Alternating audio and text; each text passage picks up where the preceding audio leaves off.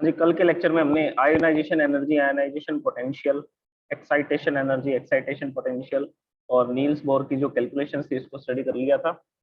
अभी हम लोग इस चैप्टर के लास्ट टॉपिक के बारे में बात करते हैं। इसके अलावा हमने रेडबर्ग कांस्टेंट कैसे कैलकुलेट किया जाता है उसको भी स्टडी कर लिया है। अभी हम इस चैप्टर के लास्ट टॉपिक के बारे में डिस्कस करेंगे, जिसमें डी ब्रॉय ने क्या किया, बोहर की जो सेकंड पोस्टुलेट है क्वांटाइजेशन की, सेकंड पोस्टुलेट क्या है? According to Bohr, the electron will revolve in a particular orbit in which its angular momentum is integral multiple of h upon 2 pi. Niels Bohr ने ये बोला था कि इलेक्ट्रॉन सिर्फ उस फिक्स्ड ऑर्बिट के अंदर रिवॉल्व करेगा जिसमें उसका एंगुलर मोमेंटम, ये जो कैपिटल एल लिखा गया इसको क्या बोला जाता है? इसको बोला जाता है एंगुलर मोमेंटम। और इसको कैसे कैलकुलेट करते हैं? एंगुलर मोमेंटम को mvr से लिखा जाता है। और इलेक्ट्रॉन का जो एंगुलर मोमेंटम है वो क्या होगा? h अपॉन 2 पाई का इंटीग्रल मल्टीपल होगा। सो this is the Niels Bohr's second postulate. और इसको क्या बोला जाता है? क्वांटाइजेशन का प्रिंसिपल भी बोला जाता है इसको, एटम के लिए, एटॉमिक मॉडल के लिए। तो बेसिकली डी, ये जो नील्स बोर है, नील्स बोर ने तो सिर्फ पोस्टुलेट्स दी थी, पोस्टुलेट्स का कोई प्रूफ नहीं था। तो डी ब्रॉय ने क्या किया, इसके लिए इस थ्योरी को सपोर्ट किया। उन्होंने बोला कि नील्स बोर ने जो भी कैलकुलेशन की है, जो भी क्वांटाइजेशन का प्रिंसिपल दिया है, या उन्होंने ये बताया है कि इलेक्ट्रॉन की जो स्टेबल ऑर्बिट्स होती हैं, स्टेशनरी ऑर्बिट्स होती हैं, वो बिल्कुल ठीक बताया। और ये इन्होंने कैसे एक्सप्लेन किया? तो आंसर है कि डी ब्रॉय ने क्या किया था, डी ब्रॉय ने अपनी एक थ्योरी दी थी। उस थ्योरी के बारे में पहले डिस्कस करते हैं। डी ब्रॉय ने ये बताया था कि जो मेटीरियलिस्टिक पार्टिकल है, मतलब कि जो मेटीरियल पार्टिकल होता है, जब वो ट्रेवल करता है, जब वो मूव करता है, प्रोपेगेट होता है, then it will travel in the form of wave. तो बेसिकली जो मेटेरियल पार्टिकल है, जब वो मूविंग होते हैं उस समय पे वो किस फॉर्म में ट्रेवल करते हैं? They travel in the form of wave. जैसे कि हम लोग एक बॉल को थ्रो करते हैं, हम सोचते हैं कि वो स्ट्रेट लाइन में जा रही है, लेकिन एक्चुअल में वो क्या कर रही है? वो इस तरह से वेव की फॉर्म में मूव कर रही है। और उसका जो वेवलेंथ है वो बहुत कम है, फ्रीक्वेंसी बहुत ज्यादा है। फ्रीक्वेंसी कितनी होती है? 10 टू द पावर 34-35 हर्ट्ज, मतलब कि एक सेकंड में इतने वाइब्रेशन हो जाते हैं। और एक सेकंड में जब इतने सारे वाइब्रेशन हो जाते हैं तो हमें ये पता नहीं लग पाता कि वो एक्चुअल में वेव की फॉर्म में ट्रेवल कर रही है, हमें लगता है कि वो स्ट्रेट लाइन में जा रही होगी। तो ये जो कॉन्सेप्ट था, ये कॉन्सेप्ट किसका था?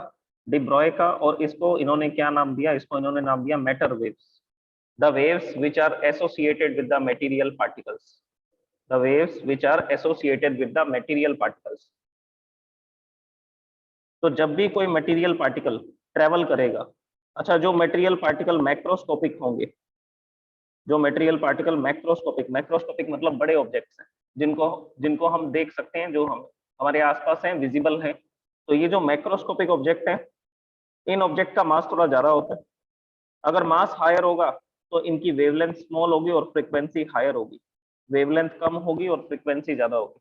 और फ्रीक्वेंसी इतनी ज्यादा होने की वजह से हमें लगेगा कि ये जो पार्टिकल्स जो हमारे सामने दिख रहे हैं, जो मटेरियल हमारे सामने मूव कर रहा है, वो कैसा मूव कर रहा है? वो स्ट्रेट लाइन में मूव कर रहा है, लेकिन एक्चुअल में वो वेव की फॉर्म में मूव करता है, फ्रीक्वेंसी काफी ज्यादा होती है। ओके, तो डी ब्रॉय का ये कॉन्सेप्ट था। उन्होंने बोला कि जैसे लाइट के दोनों नेचर होते हैं, लाइट को हमने स्ट्रेट लाइन की फॉर्म में भी स्टडी करते हैं और लाइट को हम लोग वेव की फॉर्म में भी स्टडी करते हैं, इसी तरह से मटेरियल के भी दोनों नेचर होने चाहिए। मैटर को हम लोग स्ट्रेट लाइन की फॉर्म में स्टडी करते हैं, जैसे कि न्यूटन्स के जो आप लॉज पढ़ते हैं, मैकेनिक्स के लॉज पढ़ते हैं, रोटेशनल मोशन को स्टडी करते हैं। बेसिकली इसमें हम लोग ये मानते हैं कि जो ऑब्जेक्ट है वो स्ट्रेट लाइन में मूव कर रहा है, मैकेनिक्स के जो भी लॉज हैं। ओके, इसके बाद में डी ब्रॉय ने फिर ये बोला कि मटेरियल और एनर्जी दोनों एक ही चीज है। तब तक आइंस्टाइन ये प्रूफ कर चुके थे, जिसको मास एनर्जी रिलेशन बोला जाता है, मास एनर्जी रिलेशन। तब तक आइंस्टाइन ये प्रूफ कर चुके थे that E is equal to mc²। Energy को मास में कन्वर्ट किया जा सकता है, मास को एनर्जी में कन्वर्ट किया जा सकता है। मतलब कि जब मास डिस्ट्रॉय होता है तब एनर्जी प्रोड्यूस होती है, और जब आप एनर्जी को इकट्ठा करोगे तो मास को क्रिएट किया जा सकता है। तो बेसिकली ये पूरा यूनिवर्स एनर्जी से बना हुआ है। ये पूरा यूनिवर्स किससे बना हुआ है? एनर्जी से। वही एनर्जी आपको किस फॉर्म में अपीयर होती है? मास की फॉर्म में अपीयर होती है। तो बेसिकली मास क्या है? मास भी एनर्जी का ही एक टाइप है। मास भी एनर्जी का ही क्या है? टाइप है। जैसे mechanical energy, electrical energy, heat energy. इसी तरह से मास भी क्या है, mass is also A type of energy. Okay, तो इससे ये समझ आ गया था कि अगर एनर्जी के दोनों नेचर होते हैं तो मास के भी दो नेचर होंगे। मास स्ट्रेट लाइन में भी मूव करेगा, इसके साथ साथ वेव की फॉर्म में भी ट्रेवल करेगा। तो बेसिकली ये जो पूरी स्टडी है ये हम लोग dual nature of radiation and matter में स्टडी करते हैं। जब आप लाइट के दोनों चैप्टर पढ़ लेंगे तब हम इसके बारे में डिस्कस करेंगे, ड्यूल नेचर के बारे में। एनीवेज, ये डी ब्रोगली का कॉन्सेप्ट था मैटर वेव्स के बारे में। मैंने आपको इसका इंट्रोडक्शन भी दिया था 11th क्लास के अंदर, जब हम वेव्स चैप्टर को स्टडी कर रहे थे, लास्ट चैप्टर फिजिक्स का जो लास्ट चैप्टर था वेव्स, उसमें हमने ये डिस्कस किया था मैटर वेव्स के बारे में। अब एक एटम के अंदर इलेक्ट्रॉन जो है वो मूविंग है, ये प्रोटॉन है और इसके चारों तरफ इलेक्ट्रॉन क्या कर रहा है, रिवॉल्व कर रहा है।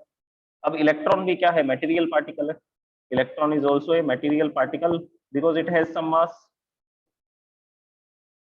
तो अगर ये मटेरियल पार्टिकल है तो बेसिकली ये भी कैसे मूव करेगा, तो आंसर है ये भी वेव की फॉर्म में ही ट्रेवल करेगा। और ये तो छोटा पार्टिकल है, बड़े पार्टिकल जो होते हैं उनकी फ्रीक्वेंसी काफी ज्यादा होती है तो हमें पता नहीं लग पाता।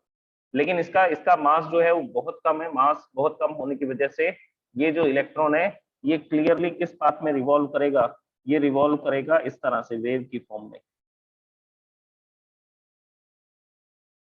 तो एक इलेक्ट्रॉन की ऐसी स्टेशनरी ऑर्बिट नहीं होती है। इलेक्ट्रॉन जब भी रिवॉल्व करता है तो कैसे पाथ में रिवॉल्व करता है, वो इस तरह से वेव की फॉर्म में रिवॉल्व करता है। सो this is the wave formation of electron. तो बेसिकली इस थ्योरी को अभी प्रूफ भी किया गया। 2016 के अंदर हाइड्रोजन एटम की एक फोटो ली गई थी।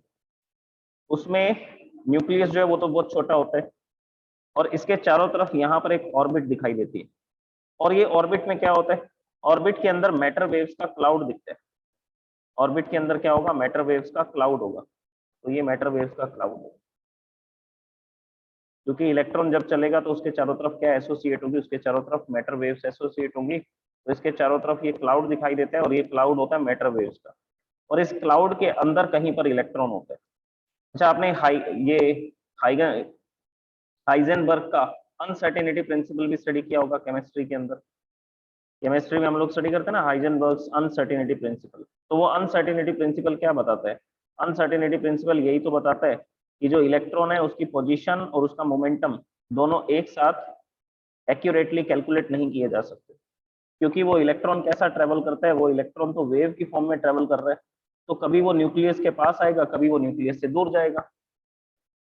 ये आपको स्ट्रक्चर दिख रही है, जब इलेक्ट्रॉन यहाँ होगा तो डिस्टेंस कम हो जाएगी, जब इलेक्ट्रॉन यहाँ पर होगा तो न्यूक्लियस से डिस्टेंस बढ़ जाएगी। तो अगर इलेक्ट्रॉन वेव की फॉर्म में ट्रेवल करेगा तो उसकी पोजीशन जो है जिसको डेल्टा एक्स से लिखा जाता है। इसके अलावा इसका मोमेंटम मोमेंटम को लिखा जाता है डेल्टा पी से। ये डेल्टा एक्स इसकी पोजीशन को बता रहा है जिसको हम रेडियस से लिखते हैं।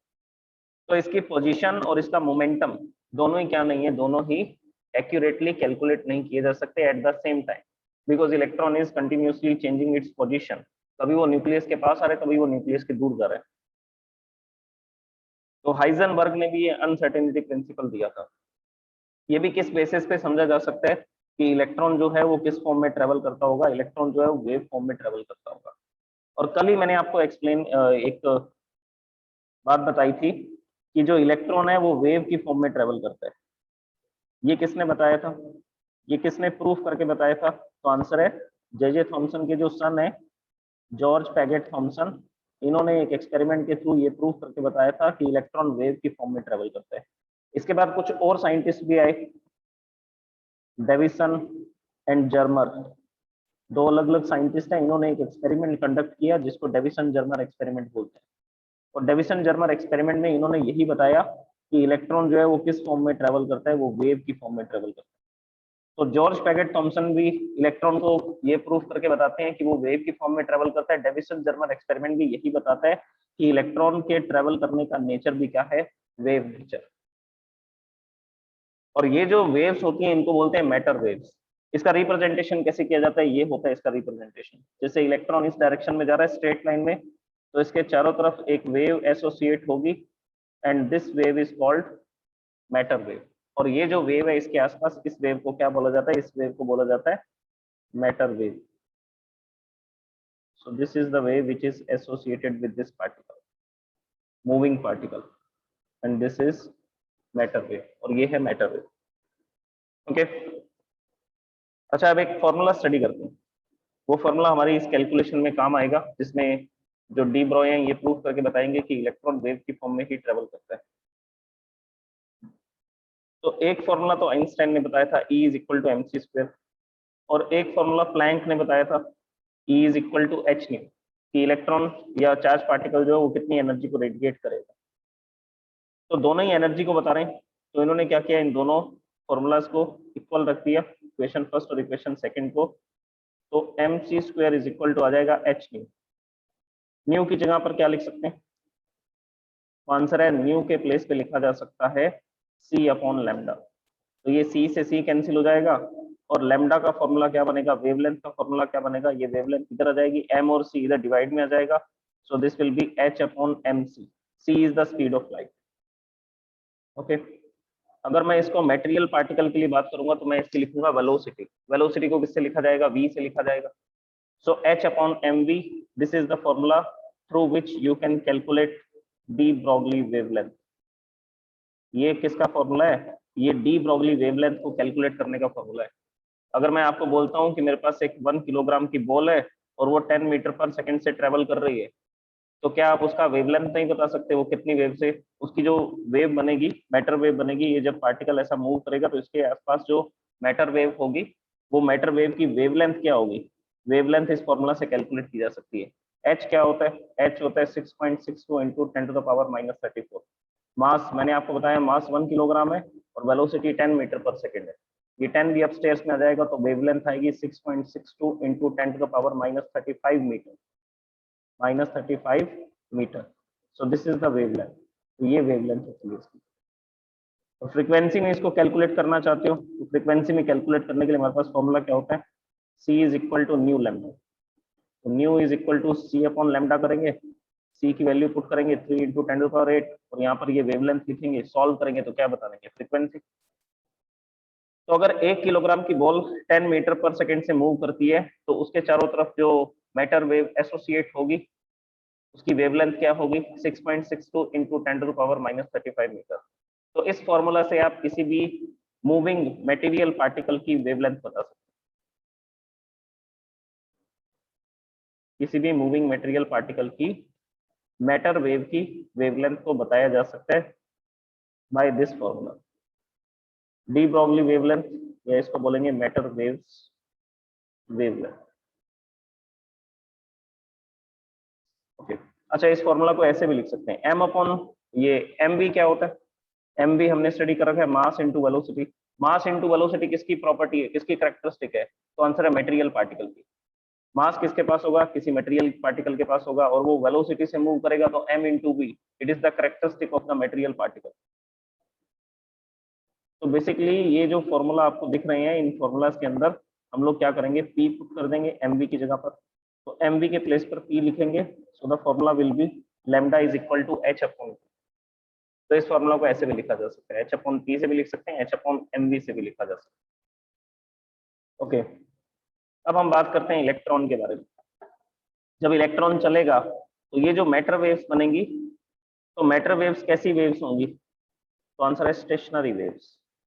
मैटर वेव्स कैसी वेव्स होंगी, स्टेशनरी वेव्स। अब देखो स्टेशनरी वेव्स के बारे में डिस्कस करते हैं। ये भी 11th क्लास का टॉपिक था, जिसमें मैंने आपको ये बताया था कि हमारे पास दो फिक्स एंड है।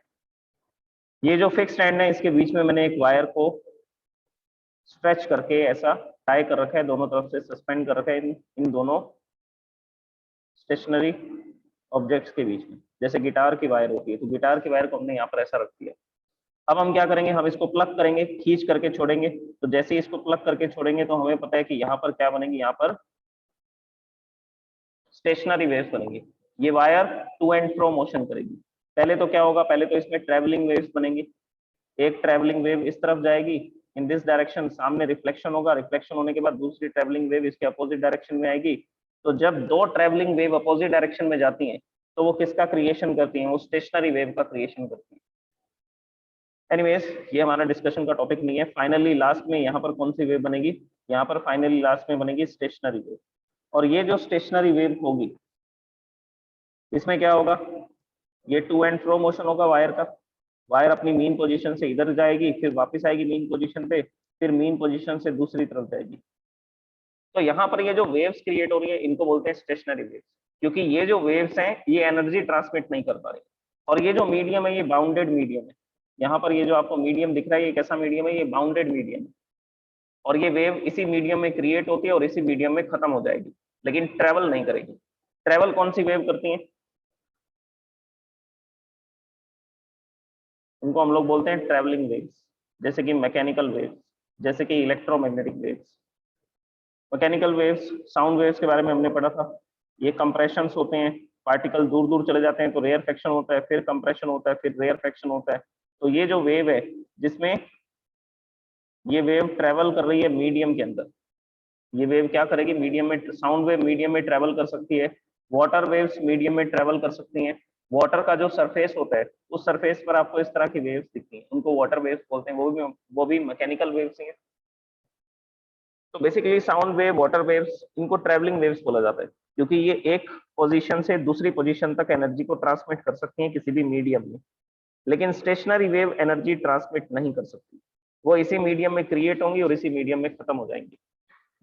Okay, so these are the stationary waves. अच्छा, अभी स्टेशनरी वेव की वेवलेंथ क्या होगी।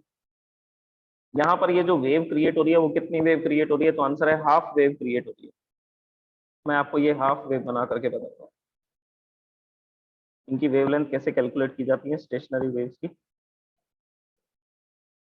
तो जब ये वायर को प्लग किया जाएगा तो इसमें जो वेव क्रिएट होगी वो होगी ये वाली।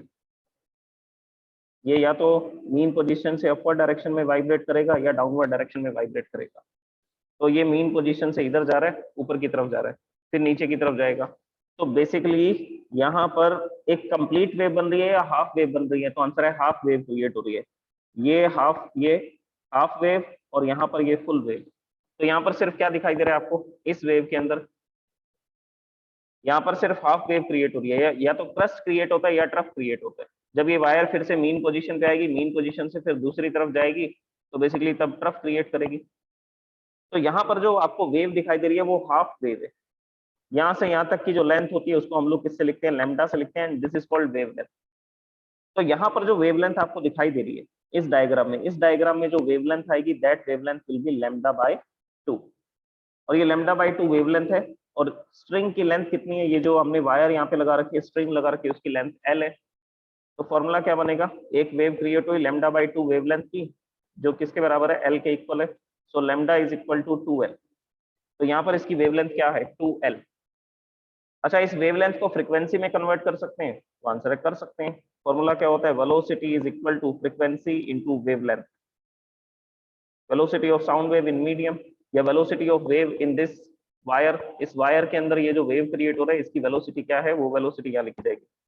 तो फ्रीक्वेंसी का फॉर्मूला क्या बनेगा, फ्रीक्वेंसी का फॉर्मूला बनेगा lambda upon velocity, not lambda upon velocity, velocity upon wavelength. अब हम लोग क्या करेंगे, इसमें वेवलेंथ की वैल्यू पुट करेंगे। वेवलेंथ की वैल्यू पुट करोगे तो आप इस वेव की फ्रीक्वेंसी बता सकते हो कि यहाँ पर जो स्टेशनरी वेव क्रिएट होगी उसकी फ्रीक्वेंसी क्या है, ये फ्रीक्वेंसी होती है स्टेशनरी वेव की। एनीवेज, हमें फ्रीक्वेंसी को नहीं पढ़ना है, हमें वेवलेंथ को समझना है। तो सबसे पहली जो वेव यहाँ पर क्रिएट होगी वो होगी 2l वेवलेंथ की। इसके बाद में सेकेंड केस में देखिए, फिर से वही मीडियम बनाते हैं, बाउंडेड मीडियम, और इसके बीच में एक वायर को फिक्स करते हैं। और इस वायर को फिक्स करने के बाद ऐसा हो सकता है कि यहाँ पर जो स्टेशनरी वेव क्रिएट हो वो ये वाली क्रिएट हो। मैंने इस वायर को प्लग किया लेकिन इसका जो सेंट्रल पॉइंट है उसको फिक्स कर दिया। जो फिक्स पॉइंट होते हैं उनको नोड बोला जाता है, और जो मूविंग पॉइंट्स होते हैं उनको एंटी नोड बोलते हैं। अब सेकंड डायग्राम में कितने नोड्स हैं, तो आंसर है 3 नोड्स हैं, 1 2 एंड 3, 3 फिक्स पॉइंट है। तो मैंने वायर को प्लग किया, प्लग करके इसके सेंटर में मैंने अपनी फिंगर को प्लेस कर दिया, जिससे ये वायर इस जगह से वाइब्रेट नहीं करेगी, जिससे ये वायर इस पोजीशन पर क्या नहीं करेगी, वाइब्रेट नहीं करेगी। तो मैंने इस पोजीशन को भी फिक्स कर दिया। इस पोजीशन को मैंने जैसे ही फिक्स किया तो हमने देखा कि यहाँ पर एक वेव क्रिएट होती है और डिफरेंट टाइप की साउंड आती है। अभी जो साउंड आती है वो हायर फ्रीक्वेंसी की आती है। फ्रीक्वेंसी अगर बढ़ चुकी है तो वेवलेंथ कम हो जाएगी, फ्रीक्वेंसी अगर इंक्रीज हो चुकी है तो वेवलेंथ कम हो जाएगी। देखो वेवलेंथ कम हुई क्या, तो यहाँ पर ये फुल वेव क्रिएट हो रही है, फुल वेव क्रिएट हो रही है, तो 1 लैम्डा आएगा वेवलेंथ इसकी।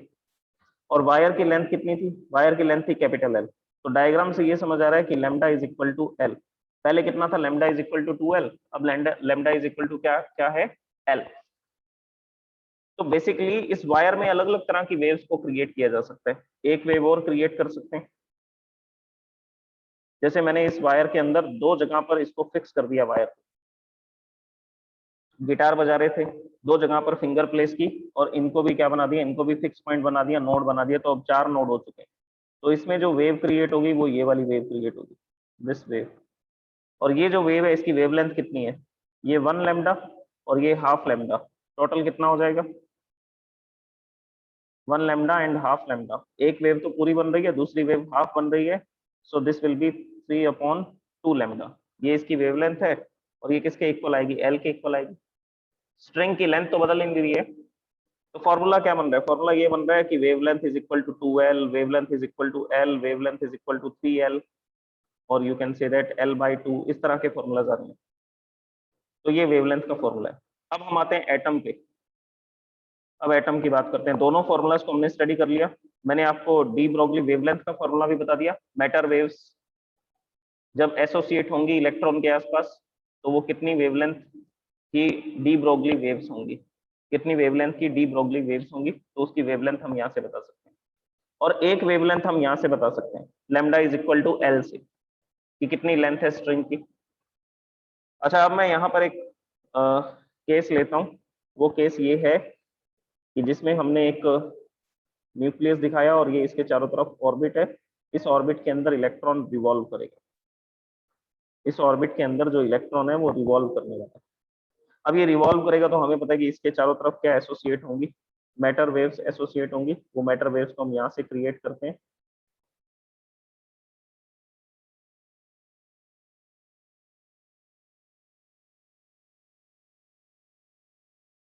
So this is the matter wave which is created। तो कंप्लीट कर देते हैं मैटर वेव को।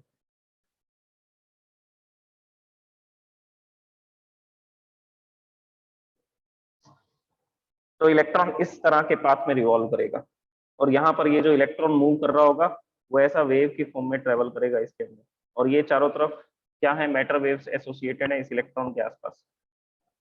अच्छा, अब ये जो डायग्राम आपको दिख रहा है, इस डायग्राम में आपको ये पता लग रहा है कि यहाँ से यहाँ तक एक वेव कंप्लीट हो रही है। सो this is the wavelength, this is the wavelength, और ये इसकी रेडियस है। तो पाथ कितना बड़ा है? लैम्डा इज इक्वल टू क्या आएगा? 2 पाई आर।